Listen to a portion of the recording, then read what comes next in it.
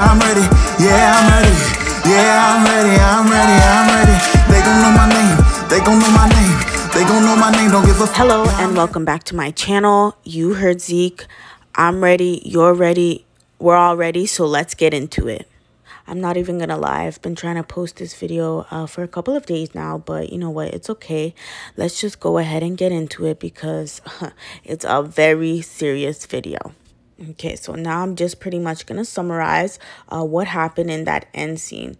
It was like Dante, he was listing the reasons as to why Zeke would hate Monet. Dante's telling Monet, you killed Carrie, right? It was like he was waiting for Monet's response and a reaction. So for me, it was kind of like he was setting her up too. And we all know that Dante is a snitch, so he's already working with the police. I definitely think 100% this whole thing was a setup for Monet. Okay, so moving on to the next scene where Lorenzo, he's at the hangar waiting for Mecca. And the reason why I'm referring to Dante as Mecca is because Lorenzo knows Dante as Mecca. I'm also going to point out some things I found odd in this scene as well. The only reason Lorenzo was there in the first place is because he believed Monet would be there. So now we see the pilot boarding the plane and waiting for passengers.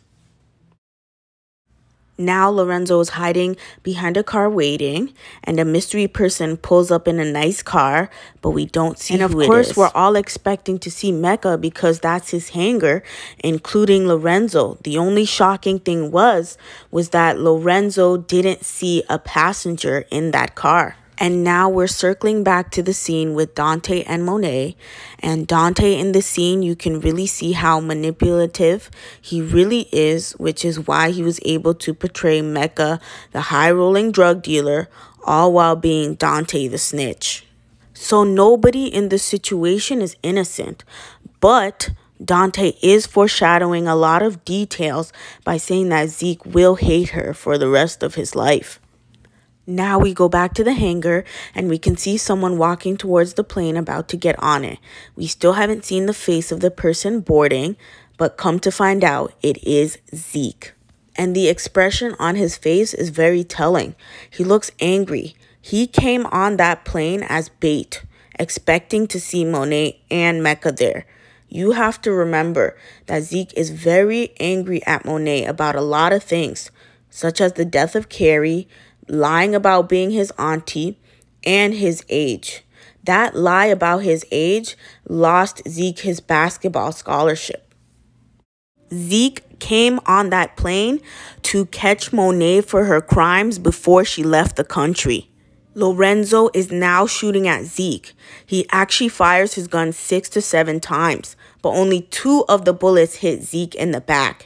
The distance at which Lorenzo fired the shots were not kill shots. It was just too far.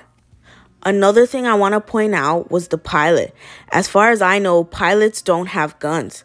The man was ready with one eye on the lookout and the other looking at the trigger. That doesn't scream airplane pilot to me. That screams police officer. So Zeke had access to someone who was there and saw him get hurt and was willing to help him. His chances of survival went up significantly. Lorenzo is checking the car passenger for Monet, and he's shocked when she's not there. But the most interesting and important part is that there were 2 other people at that hangar, one of which actually saw and witnessed the shooting. Because person 1 asks, what the hell is going on? And person 2 replies with, WTF, what happened? Person 1 says, one guy came out of nowhere, and person 2 says, where did he go? And then person 1 says he went that way. So person 1 is the witness.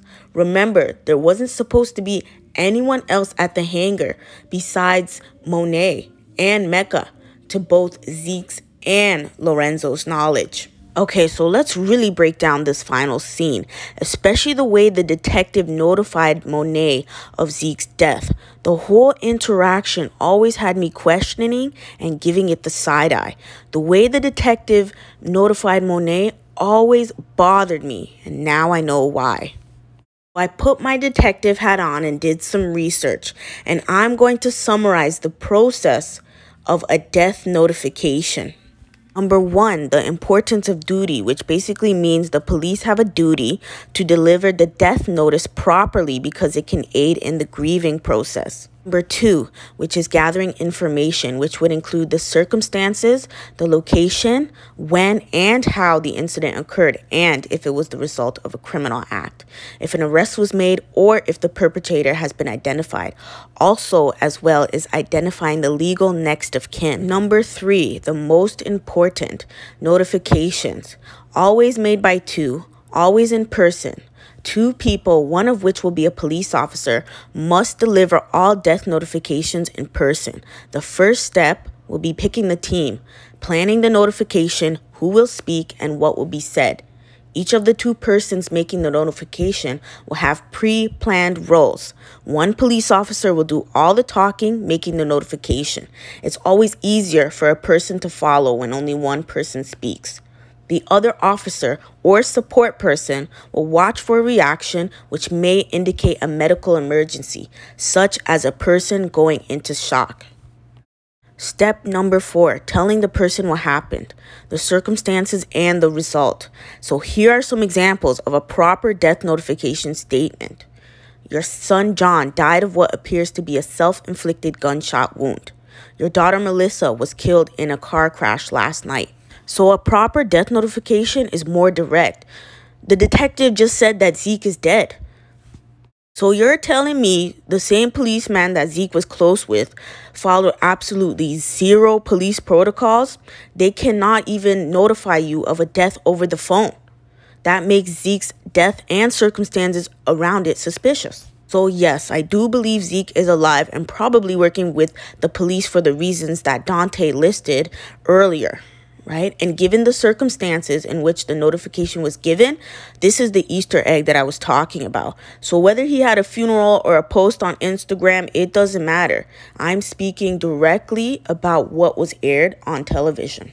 And I even think that they're going to make Zeke a villain in the upcoming seasons.